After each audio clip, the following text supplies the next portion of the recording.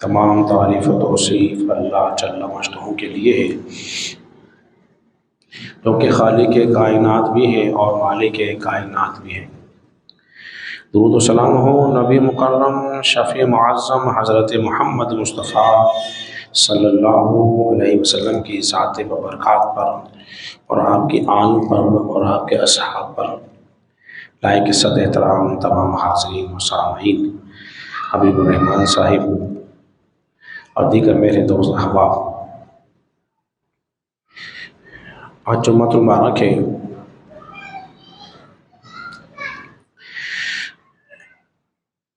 گزشتہ جمعے کو میں نے حضرات کے سامنے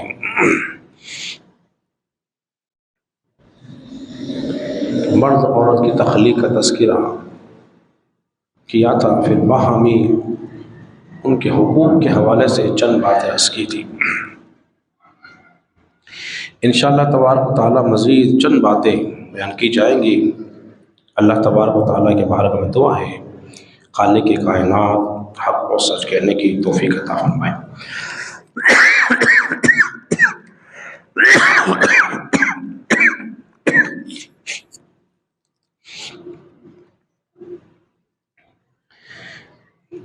اللہ تبارک و تعالیٰ نے انسان کی تخلیق ایک جان سے کی ہے، پھر اس سے اس کے جوڑے بنائے ہیں، پھر ان جوڑوں سے کثیر مرد اور کثیر عورتیں تخلیق کی ہیں، اور یہ سلسلہ قیامت تک جاری اور ساری رہے گا۔ بعض مادہ پرست خواتین نے یہ اعلان کرنا شروع کر دیا ہے کہ مرد اور عورت کے حقوق جو ہیں وہ برابر کیسے ہیں، جتنے حقوق مردوں کے ہیں اتنے حقوق ہمارے بھی ہونے چاہیے۔ خالق کائنات نے ان کے اس فلسفے کا رد فرمایا ہے اور دو انداز میں بیان کر دیا ہے۔ سورہ نساء آیت نمبر اس کی 34 ہے، فرمایا الرجال قوامون علی النساء۔ اللہ تبارک و تعالیٰ نے مرد کو افسر بنایا ہے عورتوں کے اوپر، مرد نگہبان ہے عورتوں کے اوپر، مرد حاکم ہے عورتوں کے اوپر۔ اب یہ بات معلوم ہو گئی، جس طرح ایک بادشاہ اور رعایا کے حقوق برابر نہیں ہو سکتے، ایسے ہی مرد اور عورت کے حقوق آپس میں برابر نہیں ہو سکتے۔ اللہ تبارک و تعالیٰ نے اس کے اندر فرق رکھا ہے۔ کیوں؟ اس اعتبار سے کہ عورتوں کی نسبت مرد جو ہیں وہ زیادہ قوی ہوتے ہیں، طاقتور ہوتے ہیں، سوچ اور نظریے کے اعتبار سے بھی اور جسمانی قوت کے اعتبار سے مرد زیادہ طاقتور ہوتا ہے۔ دوسرا یہ عقل کے لحاظ سے دیکھا جائے تو عورتوں کے مقابلے مرد جو ہے وہ زیادہ عقل مند ہوتا ہے، اور عورت کو ناقص العقل قرار دیا ہے۔ کتنی باتیں ہو گئی ہیں؟ 2 ہو گئی ہیں۔ علم کے اعتبار سے بھی اللہ تبارک و تعالیٰ نے مرد کو فوقیت دی ہے، مرد کے پاس علم زیادہ ہوتا ہے بنسبت عورت کے۔ اسی طرح مرد کا فہم سمجھ بوجھ زیادہ ہوتی ہے بنسبت عورت کے۔ اسی طرح وراثت میں عورت کا کم حصہ ہے، مرد کا ڈبل حصہ ہے۔ مرد کا عورت کے مقابلے میں ڈبل حصہ ہے۔ تو اس اعتبار سے دیکھا جائے تو اللہ کا جو فرمان ہے وہ بالکل درست ہے، اس میں ہمیں شک و شبہ بولیے نہیں کرنا چاہیے۔ قرآن کریم میں اور اللہ کے فیصلے میں شک کرنے سے انسان کا ایمان ضائع ہو جاتا ہے۔ اللہ نے فرمایا الرجال قوامون علی النساء، ہم نے مرد کو عورتوں پر افسر بنایا ہے۔ افسر جو ہوتا ہے اس کی ذمہ داریاں زیادہ ہوتی ہیں، جس طرح ایک بادشاہ ہو اس کی رعایا ہو، تو بادشاہ کے ذمے زیادہ کام ہوتے ہیں، اپنی رعایا کے لیے خوراک کا انتظام کرنا، ان کے لیے سہولتیں فراہم کرنا، ان کے لیے طبی سہولتیں ہوں، معاشرتی سہولتیں ہوں، یہ کس کے ذمے ہوتا ہے؟ جو وقت کا بادشاہ ہو، جو حاکم وقت ہو۔ اسی طرح جب مرد کو حاکم بنایا ہے تو مرد ہوتا ہے گھر کا حاکم، تو اس گھر کو چلانے کی تمام ذمہ داری جو ہوتی ہے مرد پر عائد ہوتی ہے۔ اور مرد کا مقام و مرتبہ اس بات سے اندازہ کر لیجئے کہ رسول اللہ صلی اللہ علیہ وسلم نے ارشاد فرمایا، بڑی خوبصورت حدیث مبارکہ، میرے کریم آقا نے ارشاد فرمایا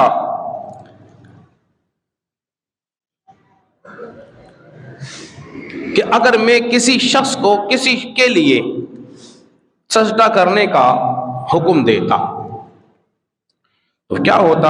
ان تسجد لزوجہا، تو میں بیوی کو حکم دیتا اپنے شوہر کو سجدہ کرے۔ اس قدر شوہر کی تعظیم اور توقیر کو بیان کیا گیا، اور میں اگر سجدہ کرنا اللہ کے سوا کسی اور کے لیے جائز ہوتا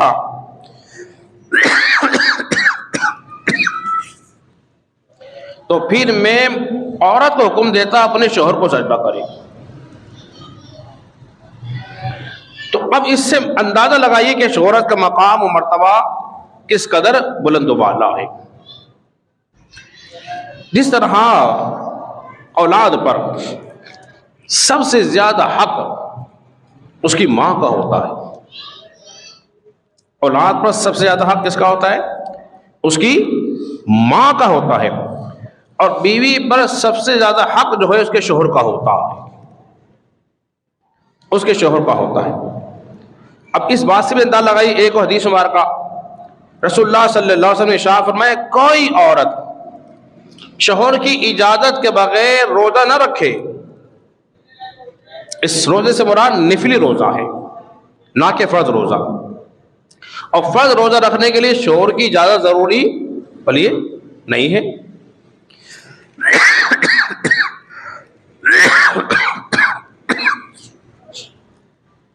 مگر نفلی روزہ رکھنے کے لیے عورت کو اپنے شوہر سے اجازت لینا بہت ضروری ہے، ایک بات۔ دوسرا یہ، اگر شوہر اپنی بیوی کو اپنے بستر پر بلائے اس کو انکار نہیں کرنا چاہیے، اگر کوئی شرعی مجبوری نہ ہو تو شوہر کے پاس آنا چاہیے۔ اللہ تبارک و تعالیٰ نے ارشاد فرمایا دوسرے مقام پر، یہ سورہ نساء ہے، اس کی آیت نمبر جو ہے وہ 19 ہے، فرمایا وعاشرہن بالمعروف، اور تم عورتوں کے ساتھ اچھا برتاؤ کرو۔ یہ نہیں کہ تمہیں اللہ نے اگر افسر بنا دیا ہے، نگہبان بنا دیا ہے تو تم ان کے ساتھ جو چاہے سلوک کرو، ایسا نہیں ہو سکتا۔ اب یہاں عورتوں حقوق کی باری آ رہی ہے، فرمایا تم نے اپنی عورتوں کے ساتھ اچھا سلوک کرنا ہے، اچھا سلوک۔ اس اچھے سلوک سے کیا مراد ہے؟ دیکھو حدیث میں یہ بھی آتا ہے، آپ نے بارہا سنی ہوگی، رسول اللہ صلی اللہ علیہ وسلم نے ارشاد فرمایا کہ عورت جو ہے وہ ٹیڑھی پسلی سے بنی ہے، وہ بھی اوپر والی پسلی زیادہ ٹیڑھی ہوتی ہے۔ فرمایا تم نے اگر اس کو سیدھا کیا توڑ بیٹھو گے، اس کو ویسے ہی چھوڑ دیا تو ٹیڑھی ہی رہے گی۔ پھر مطلب کیا ہے؟ مطلب یہ ہے کہ تم نے اس کے ٹیڑھے پن سے ہی تم نے فائدہ اٹھانا ہے، ٹیڑھے پن سے ہی فائدہ اٹھانا ہے۔ دوسرا یہ کہ تم نے اس کو ٹیڑھا ہی چھوڑ دیا تو پھر ٹیڑھی رہے گی۔ مطلب کیا ہے کہ تم نے اس کو ادب سکھاتے رہنا ہے، اس کی اصلاح کرتے رہنا ہے، اس کی تربیت کرتے رہنا ہے، تم نے اس کو سمجھاتے رہنا ہے، کیونکہ تمہارا سمجھانا فائدہ دے گا، نقصان نہیں دے گا۔ ٹیڑھا پن کیا ہے؟ اب ٹیڑھا پن میں سمجھا دیتا ہوں۔ امام غزالی فرماتے ہیں اس ٹیڑھے پن سے مراد جو ہے عورت کی زبان ہے۔ عورتیں زبان کی ذرا تیز اور کچھ کڑوی۔ دوسرے نمبر پر نبی پاک صلی اللہ علیہ وسلم نے ارشاد فرمایا، اے عورتوں، میں نے جہنم کو جب مجھے اللہ نے دکھایا میں نے تمہیں زیادہ دیکھا ہے، صدقہ کیا کرو. اب تعلیم دی جا رہی ہے صدقہ دیا کرو. جہنم میں سب سے زیادہ کون ہوں گی؟ عورتیں. اور جنت میں زیادہ لوگ کون ہوں گے؟ غریب. غریب ہوں گے. میرے کریم آقا نے شاہ فرمایا عائشہ مسکین کو اپنے قریب رکھا کرو، فقراء کو اپنے قریب رکھا کرو، اس لیے کہ یہ امیر سے اتنے سال پہلے جنت میں داخل ہو جائیں گے، تو ہمیں ان سے پیار کرنا ہے. ایک حدیث میں آتا ہے، جانتے ہو ولیمے کا سب سے برا کھانا کون سا ہے؟ ولیمے کا سب سے برا کھانا کون سا ہے؟ فرمایا جس میں کوئی غریب موجود نہ ہو، تو ولیمے کا برا کھانا ہے. تو میں عرض کر رہا تھا کہ تم نے ان کے ساتھ اچھا برتاؤ کرنا ہے. تو فرمایا گیا کہ میں نے تمہیں جہنم میں زیادہ دیکھا ہے تو صدقہ کرو. دوسرا حضور نے وجہ خود بیان فرمائی، عورت ناشکری بھی ہوتی ہے، عورت ناشکری ہوتی ہے، ذرا سی تکلیف پہنچتی ہے تو فوراً ایک جملہ کہہ دیتی ہے میں جب سے اس گھر میں آئی مجھے کچھ سکھ ملا ہی نہیں، میں جب سے یہاں آئی ہوں مجھے سکھ ملا ہی نہیں. تو ساری راحتیں وہ ختم کر دیتی ہے اور اس تکلیف کو یاد رکھتی ہے. تو فرمایا شکر کرنے سے اللہ کی نعمتیں بڑھتی ہیں. فرمایا ان کے ساتھ تم اچھا سلوک کرو. قرآن مجید فرقان حمید کے اندر بھی ہے، اللہ رب العزت نے ارشاد فرمایا مما فضل اللہ بعضهم علی بعض، اور اللہ تبارک و تعالیٰ نے بعض کو بعض پہ فضیلت دی ہے، بعض پر بعض کو فضیلت دی ہے.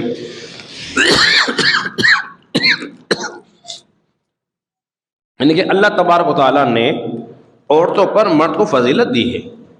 اب فضیلت کیوں دی ہے اس کا تذکرہ بھی خالق کائنات نے خود ارشاد فرمایا ہے. کیا فرمایا؟ وَبِمَا أَنفَقُوا مِنْ أَمْوَالِهِمْ، بِمَا أَنفَقُوا مِنْ أَمْوَالِهِمْ، اس لیے کہ مرد جو ہے ان پر اپنا مال خرچ کرتا ہے، مرد جو ہے ان پر اپنا مال خرچ کرتا ہے. اور سورہ طلاق میں بھی اللہ نے شاہ فرمایا ہے لِيُنْفِقْ ذُو سَعَةٍ مِّن سَعَتِهِ، اور اپنی طاقت کے مطابق اپنی حیثیت کے مطابق تم خرچ کرو. کن پر؟ عورتوں پر. جو اللہ نے تمہیں دیا ہے اس میں سے اپنے گھر والوں پہ خرچ کرو. میرے کریم آقا نے ارشاد فرمایا، یہ حدیث مبارکہ مسلم کے اندر موجود ہے، میرے کریم آقا نے ارشاد فرمایا کس کے پاس 1 دینار ہو، صرف 1 دینار، فرمایا اگر وہ اس 1 دینار سے کسی غلام کو آزاد کر دے، فرمایا اچھا کام ہے. اس 1 دینار کو راہ خدا میں خرچ کر دے، اچھا کام ہے.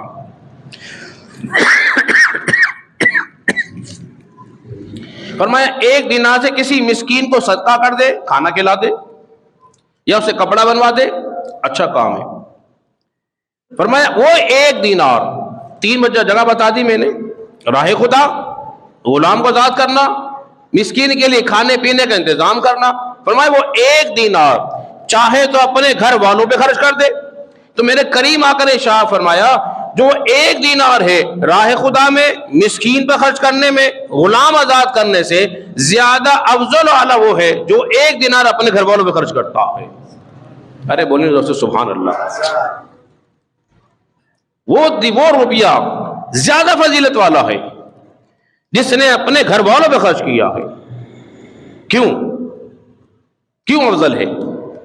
دیکھیے راہ خدا میں خرچ کرنا نفل، غلام آزاد کرنا نفل، کسی مسکین کو کھانے کپڑے کا بندوبست کرنا نفل ہے، اور گھر والوں کی کفالت کرنا فرض ہے. تو کیا ہے؟ فرض ہے. تو بتائیے فرض کا ثواب زیادہ ہوتا ہے کہ نفل کا؟ ارے بولیے تو. فرض کا زیادہ ہوتا ہے. تو فرمایا گیا جو 1 دینار اپنے گھر والوں پہ خرچ کرتا ہے وہ دینار زیادہ افضل والا ہوتا ہے. اسی طرح میرے کریم آقا نے ایک حدیث اور ارشاد فرمایا، سعد بن نبی وقاص رضی اللہ عنہ سے روایت ہے، میرے کریم آقا نے ارشاد فرمایا جو کوئی شخص اللہ تبارک و تعالیٰ کی رضا کی خاطر مال خرچ کرتا ہے اور ایک لقمہ اپنی بیوی کے منہ میں دیتا ہے، صرف ایک لقمہ،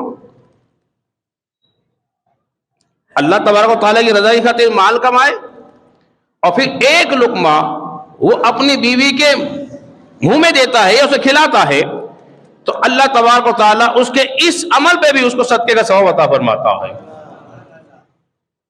اس عمل پر بھی صدقے کا اجر۔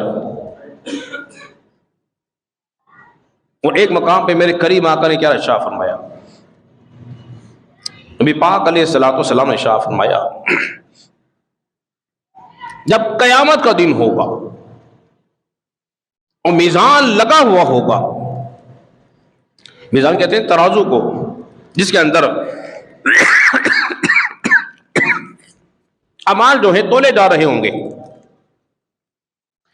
تو سب سے پہلے جانتے کون سا عمل رکھا جائے گا؟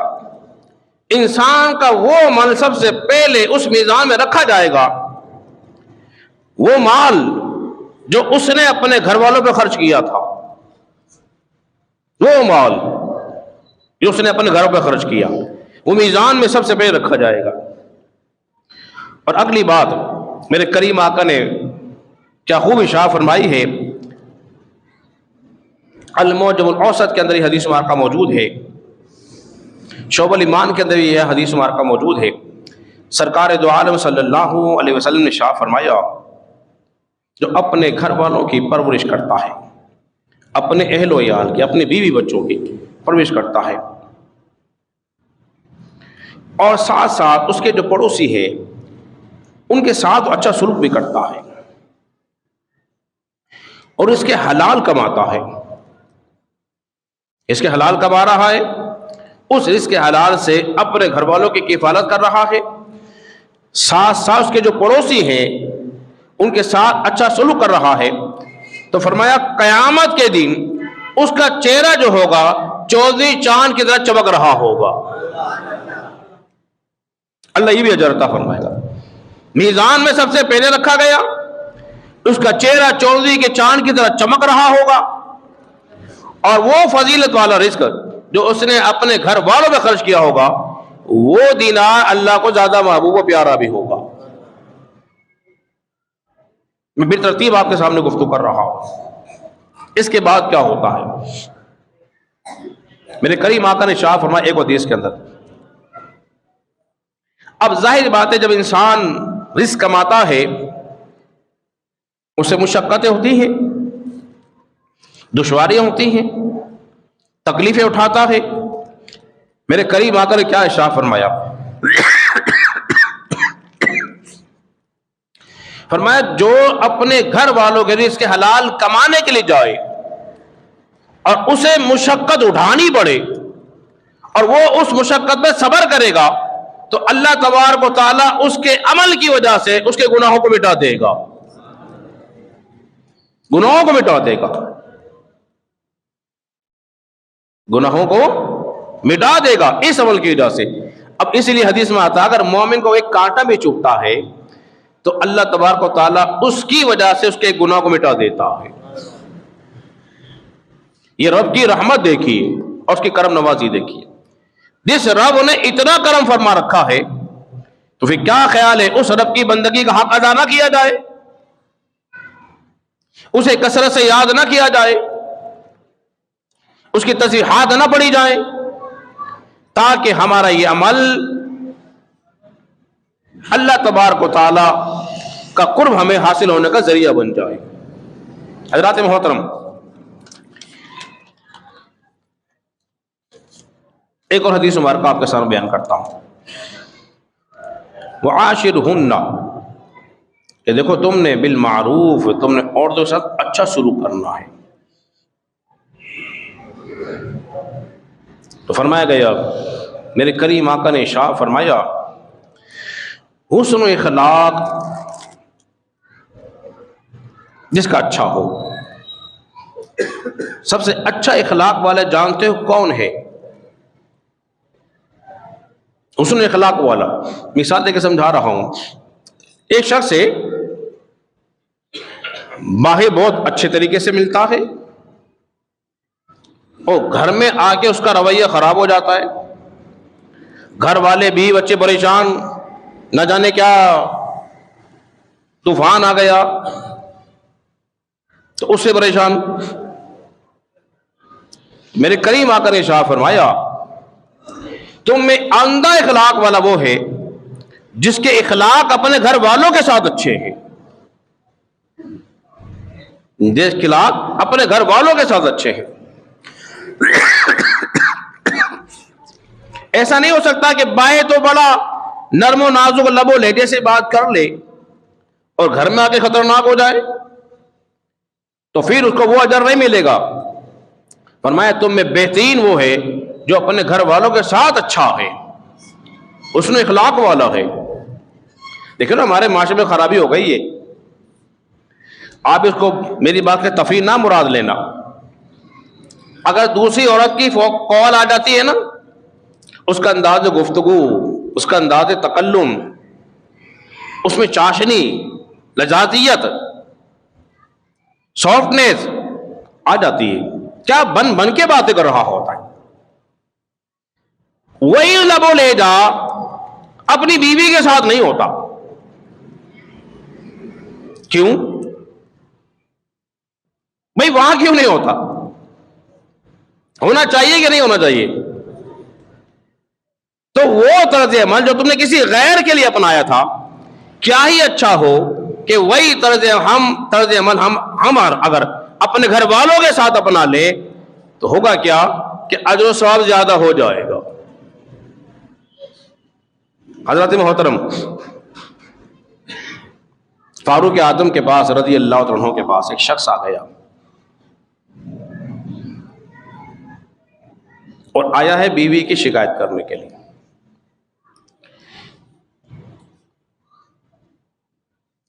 جب گھر میں کے قریب پہنچا، دروازے پہ دستک دینے لگا تو اس نے کچھ آواز سنی کہ فاروق اعظم کی بیوی ذرا زور سے باتیں کر رہی ہے اور آواز بلند ہو رہی ہے. اس نے سوچا میں تو اپنا رونا لے کر آیا تھا کہ شکایت کروں گا اپنی بیوی کی، اور یہاں معاملہ کچھ اور ہی دیکھ رہا ہوں. تو وہ الٹے قدم واپسی جانے لگا. جب واپسی جانے لگا ہوا کیا، فاروق اعظم رضی اللہ عنہ باہر تشریف لے آئے. اسے جاتے ہوئے دیکھا، پوچھا خیریت تو ہے، کیسے آئے تھے؟ اس نے کہا اے امیر المومنین کچھ نہیں، بس میں ایسے ہی آیا تھا. بولے کیا بیان کروں؟ آپ نے فرمایا بتاؤ کوئی حاجت ہے تو. اس نے کہا حضور والا اب اس بات کو بیان کرنے سے پہلے ایک تمہیں شرعی مسئلہ بھی سمجھا دیتا ہوں. خدا نہ خواستہ اگر میاں بیوی میں کوئی جھگڑا ہو جائے اور جھگڑا تلخی میں بدل جائے تو کسی قابل احترام کے پاس جا کے اپنے مسئلے کو بیان کرنا چاہیے، جو معتبر آدمی ہو خاندان کے اندر. اس سے اپنا مدعا بیان کرنے میں کوئی حرج بولیے نہیں ہے، تاکہ وہ دونوں فریق کی بات سننے کے بعد دونوں کی اصلاح کر سکے اور گھر جو ہے وہ ٹوٹنے سے بولیے بچ جائے. وہ مرد کو جلد بازی کرنے کی ضرورت نہیں اسی معاملے کے اندر بھی. تو مرد کر رہا تھا تو اس نے کہا کہ میں تو اپنی بیوی کی شکایت دے کر آیا تھا، کہ یا معاملہ کچھ اور دیکھ رہا ہوں. آپ نے فرمایا دیکھو میرے بھائی، اب دیکھو محبت کا نسخہ دیکھیے. آپ نے فرمایا میری بیوی جو ہے میرے لیے کھانا بناتی ہے، میرے کپڑے بھی دھوتی ہے،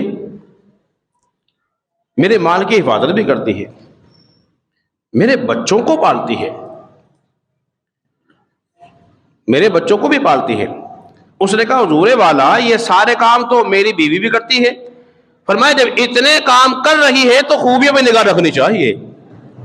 ارے بولیے نا سبحان اللہ. جب اتنے کام کر رہی ہے تو نگاہ کس پر رکھنی چاہیے؟ بولیے خوبیوں پر. خوبیوں پہ نگاہ رکھیں اور غلطیوں کو درگزر کر دیں. اس کے بعد اللہ تعالیٰ نے شاہ فرمایا ہے فالصالحات قانتات حافظات للغیب بما حفظ اللہ. اور نیک بخت عورتیں ادب والی اور خاوند کے پیچھے اپنی حفاظت کرنے والی. خاوند کے پیچھے اپنی حفاظت کرنے والی. فرمائے واللاتی تخافون نشوزہن فعیذوہن وہجرہن فی المضاجع. اور جس طرح اللہ نے حفاظت کا حکم دیا ہے جن عورتوں کو اگر نافرمانی کا تمہیں اندیشہ ہو تو انہیں سمجھاؤ, ان سے الگ ہو جاؤ. اب طریقہ سمجھایا جا رہا ہے. پہلے اسے سمجھایا جائے, پھر اسے علیحدگی اختیار کیا جائے. علیحدگی سے مراد کوئی طلاق کی بات نہیں ہے. اگر تنازع پیش آ رہا ہے تو سب سے پہلے اس کو سمجھایا جائے. سمجھ میں آتی ہے تو بہت اچھی بات ہے, ورنہ اسے بات چیت کرنا ترک کر دے. پہلا آپشن یہ ہے. پھر اس کے بستر کو جدا کر دے, کیونکہ عورت اور مرد کے لیے یہ بڑی تکلیف دہ بات ہوتی ہے کہ ایک ہی گھر میں رہتے ہوئے ایک دوسرے سے بات نہ کرے. سمجھائی بات آپ کے؟ پھر بستر کو جدا کرنا, اس کے ساتھ صحبت نہ کرے, دور رہے, یا اس کو اپنے گھر والوں کے یہاں بھیج دے کچھ وقت کے لیے, تو اس میں آسانی ہے. اس کے بعد اللہ نے شاہ فرمایا فَضْرِبْهُنَّ, اور اگر وہ باز نہ آئے تو پھر انہیں مارو. کیا ہے؟ انہیں مارو. فَضْرِبْهُنَّ, پھر انہیں مارو. یہ مارنے کا حکم اللہ نے خود نے دیا ہے, کسی مولوی صاحب کو بتایا ہوا نہیں ہے. اس مار کا مطلب یہ نہیں ہے کہ جو چیز آ جائے ہاتھ میں اور دے ماری, آزادانہ گھونسے مکوں کا استعمال شروع کر دے, ایسا بولیے ہرگز بولیے نہیں ہے. ہمارے معاشرے میں ایک تو ہے جب مارتے ہیں چہرے پہ مارتے ہیں. میں شدید خلاف ہوں اس بات کے. کوئی مدرس, پڑھانے والا, کوئی استاد کسی بچے کے چہرے پہ نہ مارے. رسول اللہ نے فرمایا اگر تمہیں جانوروں کو مارنے کی ضرورت پڑ ہی جائے نا, ان کے چہرے پہ نہ مارنا. یہ تو جانوروں کا اتنا ادب و احترام بتایا ہے, تو پھر انسانوں کا کتنا ہوگا. تو فرمایا دیکھو اس کے چہرے پہ نہ مارنا. پھر کیسے ماریں گے؟ مسواک کی لکڑی کے مطابق پتلی سی ایسی مار ماری جائے کہ اس کے جسم پہ نشان نہ آئے, خون نہ نکلے, اس کی کوئی ہڈی اور پسیل نہ ٹوٹے. لیکن ہمارے یہاں تو ماحول ہی کچھ اور ہے, اللہ ماشاء اللہ. اب یہ ہے تادیباً مار سکتا ہے. سمجھائی بات آپ کے؟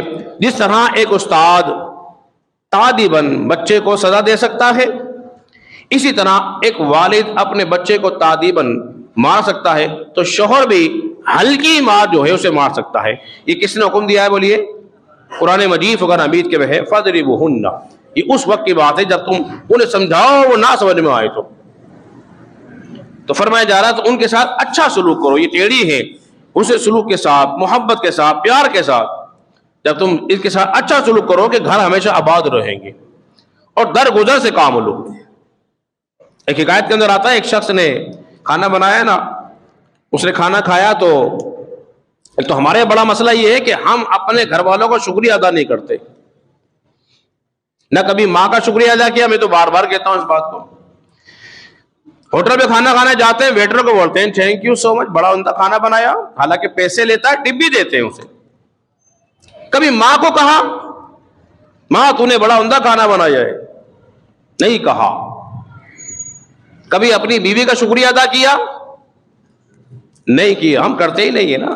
ہم نے تو شکریہ کسی اور کو ہی بولنا سیکھا ہے. جب گھر کے اندر بولنا سیکھیں گے نا تو گھر کا ماحول بہت اچھا اور پیارا ہو جائے گا. اللہ رب العزت کے بارگاہ میں دعا کرے خالق کائنات ہم سب کو سمجھنے اور عمل پیرا ہونے کی توفیق عطا فرمائے۔